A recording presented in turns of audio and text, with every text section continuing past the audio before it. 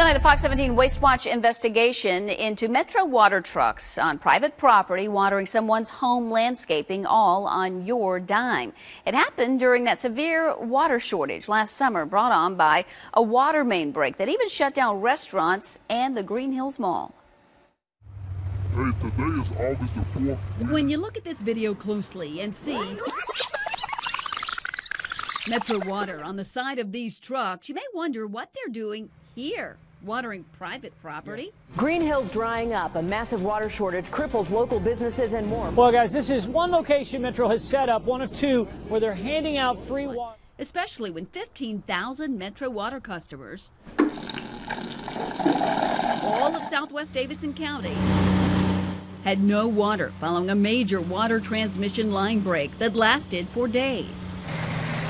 Metro Water delivered water house by house. Then one afternoon, this Metro Water employee, That's the house, who doesn't want to be identified, says his crew got a new work order to water landscaping at this Belle Meade home. We was out there telling everybody else to cut their waters and sprinkler systems off. And then we turn around and go into this guy who has a huge house, and we sitting here watering plants. It doesn't add up, and it doesn't make sense. He took us on a ride right back to the Belle Meade home, where he says he and three of his co-workers watered the landscaping that August day. Nobody was supposed to be watering. No, ma'am. Just didn't seem right to you. Just didn't seem right. You know, once the orders is given, what can you do?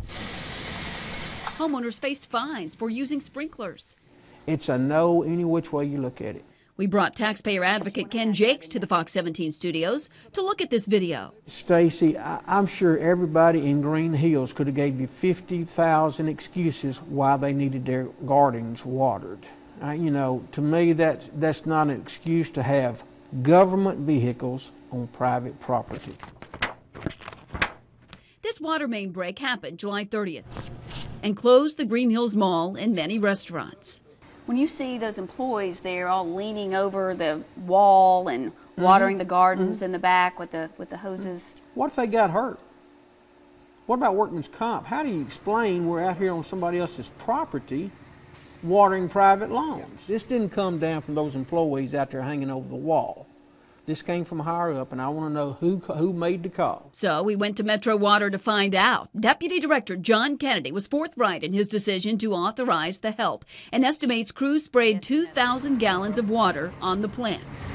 We were very close to the end of this situation, knowing that the repairs were imminent.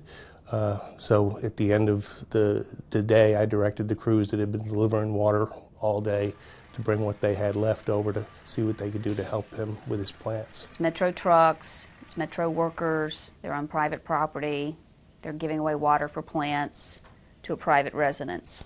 This was a very unusual circumstance. We were trying to do what we could to assist our customers. At the time, it seemed like a reasonable decision to me. Kennedy says he doesn't recall any other homeowner calling and asking for water for landscaping, and explains this homeowner had just installed thousands of dollars worth of new plants. So you're saying they didn't get special favors, or they aren't well connected, or it's not because they live in Belle Meade? I have no idea who their connections are or who they're related to. I had a man on the telephone who was telling me that he was desperate and he was going to lose a significant investment, and we had resources just a few miles away that we could bring to his assistance. While Kennedy views it as good customer service and says no other customers went without water as a result, employees see it differently. It just doesn't make sense. These trucks out here, this equipment, that belongs to the people and taxpayers of Davidson County. It ought to be out here doing the work for Davidson County, not a private individual. So how much would that 2,000 gallons of water cost if it was delivered through the homeowner's pipe? We estimate the water and labor combined at about $80, not including city trucks and fuel. The homeowner did not want to be interviewed.